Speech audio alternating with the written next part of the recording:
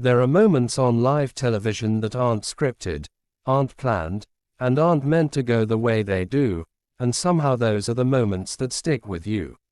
What happened between Ben Shephard and his co-star recently wasn't a dramatic television confrontation. It wasn't a heated debate or a tearful confession. It was something far more quietly revealing, a playful, unguarded exchange that pulled back the curtain on who these presenters really are when the professional polish slips, just for a second, and the human being underneath comes through.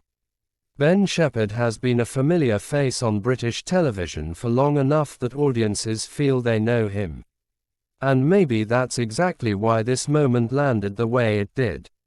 Because when someone you feel comfortable with gets gently teased, not cruelly, not maliciously, but with the kind of warmth that only comes from genuine familiarity, something in you relaxes. Something in the viewing experience shifts from professional broadcast to something that feels unexpectedly personal. The details matter here, because the details are where the real story lives. Ben had apparently attempted something at home, a project, a move, something domestic and ordinary, and it had gone wrong. The kind of wrong that most of us recognize immediately. The kind of wrong that happens when confidence outpaces ability, when enthusiasm gets ahead of preparation, when you look at something and think, yes, I can do that, and then discover very quickly that perhaps you cannot. Anyone watching would have recognized that feeling in some part of their own life. But what made the moment memorable wasn't the mishap itself. It was his co-star's response.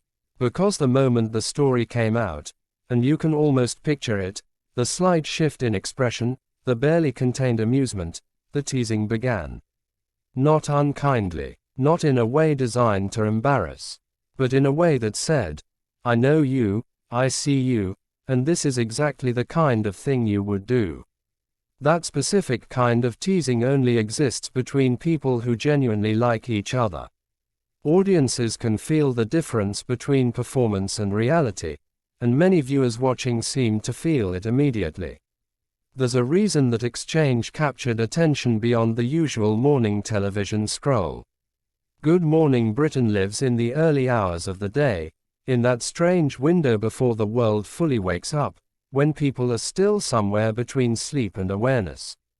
The show has to work harder than almost any other format to hold attention, because its audience is distracted, half-caffeinated, often multitasking.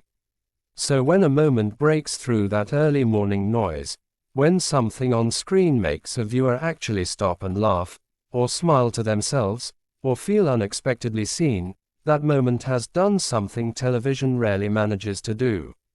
It made a connection. What viewers online seemed to respond to most wasn't any particular detail of what went wrong at Ben's home.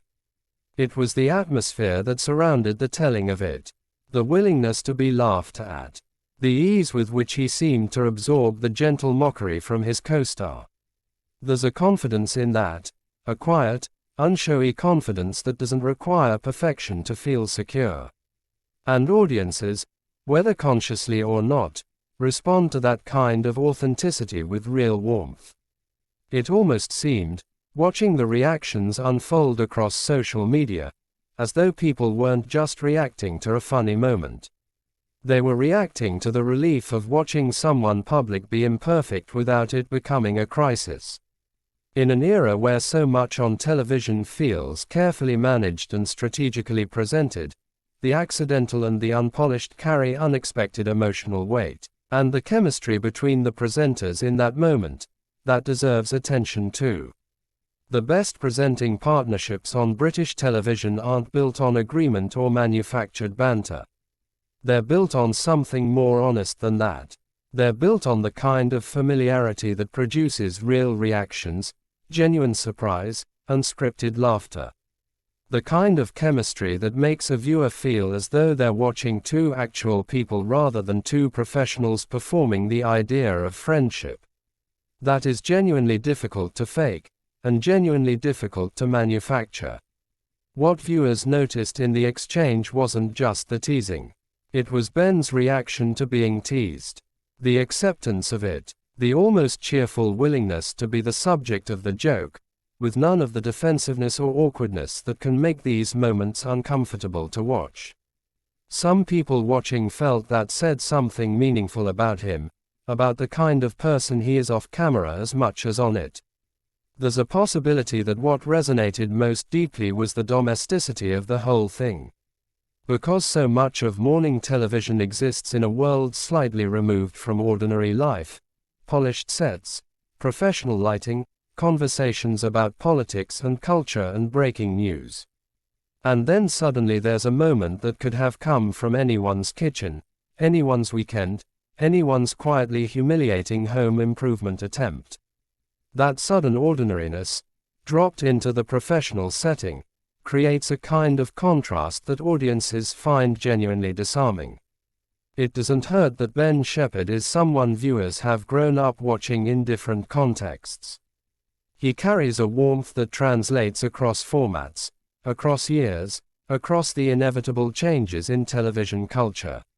When someone like that gets gently mocked by a co-star, and handles it with ease and good humor, it deepens something in the audience's relationship with him.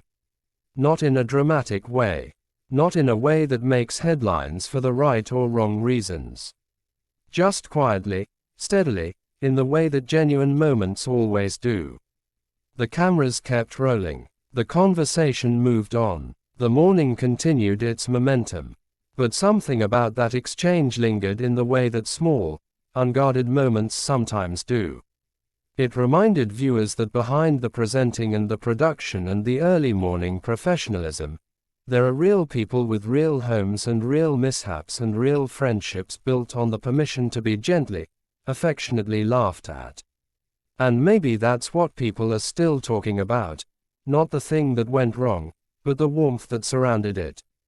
The ease, the laughter that didn't need to be explained, because some moments speak a language that doesn't require translation. What did you take away from watching that exchange? Did it feel as genuine to you as it seemed? Drop your thoughts below, because moments like this one are always more interesting when more voices are part of the conversation.